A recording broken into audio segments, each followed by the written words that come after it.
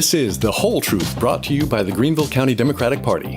From local city councils and school boards to the South Carolina legislature and the nation, we provide a clear-eyed view of the whole truth surrounding the decisions, the policies, and the politics that have a direct impact on your family, your neighbors, and you.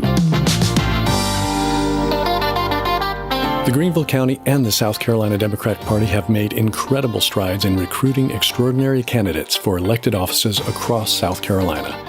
In many instances, we even have primary election contests between multiple Democratic candidates from which you can choose. Because of this, we decided to interview as many of these candidates as we are able in order to have you be well informed as you vote in the June 9th primary elections.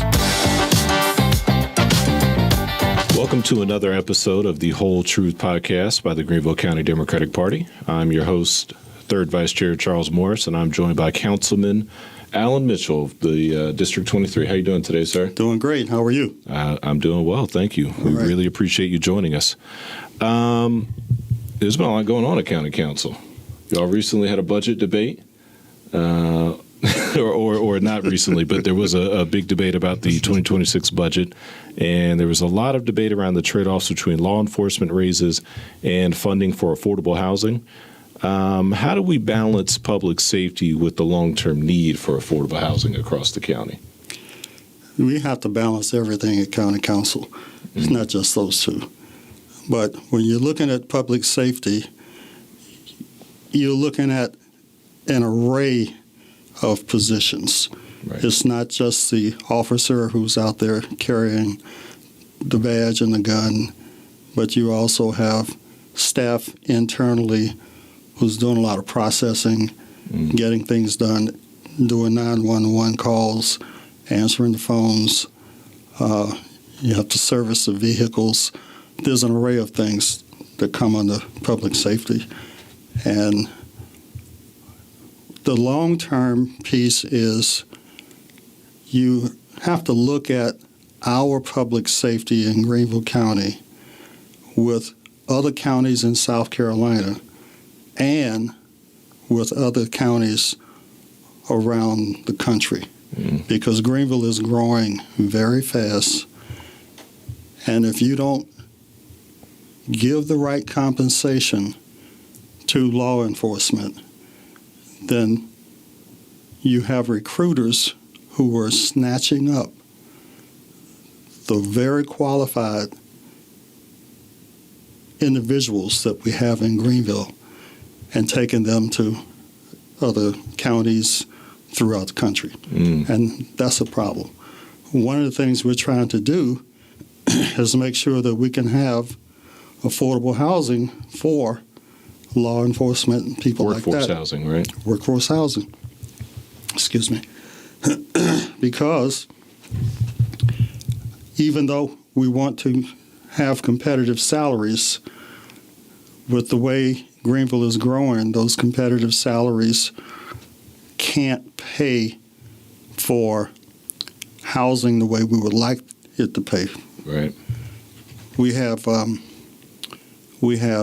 positions that pay, we'll just say for rental, you got to at least be able to pay enough to your individual so that they can afford a place that's $1,000 a month to $1,500 a month.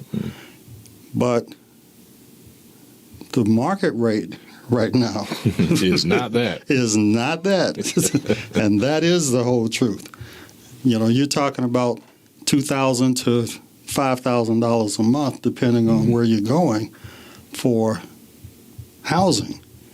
And so one of the things that I've been trying to do on council, and I've had some success, is to make sure that we can have some affordable housing, workforce housing, so that our law enforcement, our other workers can actually come in and be able to find something that is at that kind of reasonable rate.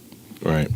And I mean, that's important, too, what you touched on, because it's better for the officer and better for the community if that officer can afford to live in the community they police, yes. Right? Absolutely. Because, I mean, that leads to greater partnership. It leads to greater familiarization, which is just better for everybody. You mentioned how fast Greenville County is growing. I mean, South Carolina's the fastest growing state in the nation. Greenville County is, if not the fastest growing county in the state, it's the second fastest. It's one of the top two. How does county council balance managing that kind of extreme growth with not outpacing our existing infrastructure, negatively impacting the long-term residents of Greenville County? And I know that is a big question. Okay, I'll see if I can tackle that one. What we're trying to do is make sure that the monies that we have are not just spread out over different areas, but they're strategically placed and targeted so that we can handle the issues and the problems that come up. We have to anticipate things as well as just deal with what is there today. Right. And that's a big deal for us. You know, we don't have a crystal ball we can look at and say, oh, 2 years from now, this is going to be our top priority. This is going to be our issue. We have to look at what is happening in different areas of the country and see what we can do. One of the things that is quite remarkable is our new government center, because the old one used to be a shopping center. Right. Oh, University Ridge. Yes. Yeah. And it has gotten to the point where it really was going to cost a great deal of money to try to repair it and keep it in any kind of usable condition. So the way this whole government central project was structured was basically so that the county didn't really have to pay any money for it. All the development that was going in and the sale of the property was actually going to pay for it, which meant that we didn't have to be raising taxes and stuff. And then after everything gets in, we'll be getting tax money from that to help support the county also.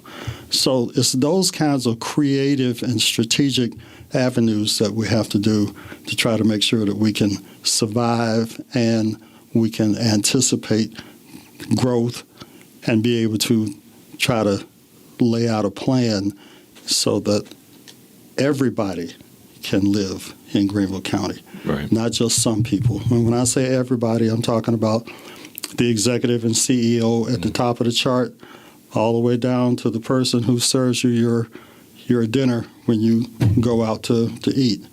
And for some people, going out to eat is getting tough. Well, for most people, probably. You know, even those of us who are blessed to be able to make good money, going out to eat could be a kind of an experience nowadays. Yes. It's expensive. And, you know, the cost of everything has skyrocketed, which is a national and a local issue. By the way, the new county government building is absolutely beautiful. And the parking garage there is amazing. So that project that you mentioned, that was extremely well done. And then selling the old University Ridge to then be further developed to serve the needs of the community. Yes. That is a great example of responsible development, I think. It's been a lot of talk about. I agree with you. Yes, I bet. Which, I mean, you know, we need to see more of that, like you mentioned, being creative, but also just using what we have to turn it into something positive, you know, to solve an issue, right? We don't need to go buy some expensive plot of land somewhere or do whatever. We have this plot of land, we could sell this, we can buy, you know, this plot of land, develop that into a county government building, and then boom. That is better for the county government, and then we have this whole brand new development that is going to turn into something beautiful for the people that live here. And honestly, I can't wait. Well, I'm glad you mentioned the whole concept of going out and finding a new plot of land, because I've always been one to look at reuse. Yes. And if you can find something that is underutilized or not being utilized at all, is shut down, then if you could reuse that rather than going out and cutting down all the trees that we need to breathe fresh air and building something shiny and new on that spot, it's much better to rebuild on a spot that is being underutilized. It's sustainable. Yes. And it's responsible to do it that way. Been a lot of talk about bond measures for the Bon Secours Wellness Arena, a whole new project that's going to be built in that same area. How do elected officials make sure that all of this capital development actually turns into tangible benefits for the residents in the surrounding neighborhoods, a lot of whom are in District 23? Honestly, the elected official doesn't have that much to say about it because all of these entities have their own boards, their own commissions. Oh, yeah. They make their decisions, city, right? And they come to us because we are the governing authority that has to help put it in place. Right. But take the arena, for example. They've come to us for support. It's their idea, their concept, and they're explaining it to us so that we can buy into the concept. But they're not coming to us and bringing it to us and say, okay, now we want you to fund it, because we don't actually fund it. So they do that It's part. more building a partnership. It's building a partnership. We set the policy. We have right now, and hopefully it'll stay that way, we have a AAA rating for bonding with the county. And when we speak, then people in New York and other places will listen because of our rating. And I think most people probably have no idea that may even be a thing, and also how critically important that is. There's not a lot of counties in the U.S. that have that AAA rating. No. So that means that the word of council and anything that y'all issue, that's as good as gold, right? It is. It really is. What are you looking forward to next in District 23? Well, first of all, there's the upcoming election. Oh, yes. The big one in June 9th, and the 2 weeks before early voting. Yes, I'm looking forward to that. But basically, I'm looking forward to county council doing more work as a unit. When I got on county council, well, before I got on county council, I would watch the antics that would go on, and I would listen to the votes, and a lot of things would be tied 6-6, which means that it fails. And I said, okay, when I get on, I'm going to try to do something about that. And it's all about getting on and talking with people, getting people to understand what you're trying to bring, and listening intently so that you can understand what they're trying to bring. And most of us want the same thing. We want better quality of life for our individuals. We want better transportation. We want better roads and infrastructure. Right. We want everything that you would want anywhere. But we get passionate about it, and sometimes we lose focus. And you have to continuously bring people back to what the real situation is and what the real deal is. Not get so caught that you up in don't the pettiness. lose focus. That's right. Don't get caught up in the pettiness. We had newspapers and TV news and things for years and years, and that's what we relied on. And now a lot of people rely on social media, but I think most people forget about that first word in there, which is social. It is not necessarily the news. It is not necessarily the fact or the whole truth, as we're talking about. That's exactly right. So that becomes a problem. So as I worked with other council members, we were able to change our voting quite dramatically from 6-6 to 7-5 to 8-4 to 9-3 to 10-2, depending on what the issue is that we're voting on. And I'm going to try to do more of that when I'm reelected, because that's how we move things forward. So I just have to ask, there's 12 members of county council, as you mentioned. 10 of them are Republicans, because the Greenville County Council is still partisan, which some are, some aren't. And there's 2 Democrats. How do you build that kind of coalition being it's such a super minority? Well, it's a super minority, but there's also state law that we have to deal with in terms of how we communicate on council, because we can't go off into a corner, 4 or 5 of us, and make up our minds what we're going to do and then come back and try to sell it to you. We have to do things openly. Right. So I can talk with you having a conversation, but past that, that's about all I can do. So when it comes to making sure that we can try to get something done, we really do have to talk openly so that the public can also hear us. Which forces accountability, right? It does. It really does. And a lot of people don't understand that, especially some of the citizens who come to us and say, well, we want to see this and we want to see that, and we don't like this and we don't like that. But they don't understand that sometimes our hands are tied. We can't just throw out the baby in the bathwater at the same time. We have to give the baby a bath and take the baby out and dry him off, and then throw the water away. You got to tend to the baby first, right? Yeah. Just real quick, this is a curiosity. It's kind of unusual that the council's even. Has there ever been any talk of adding a seat?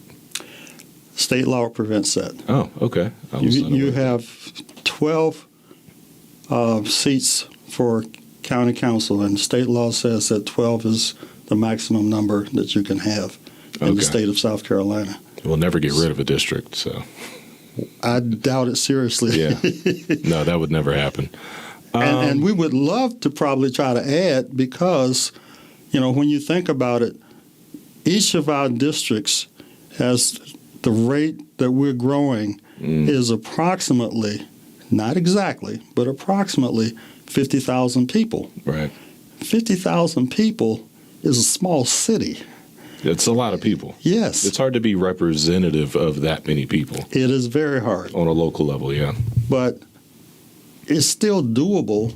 You just have to try to do it in such a way that people understand that they can actually call you, email you, talk to you in person, and come up with something reasonable. If they suggest something reasonable, then we can try to produce something reasonable to make sure that they can get what they need. Some people come up to us with individual concerns, right?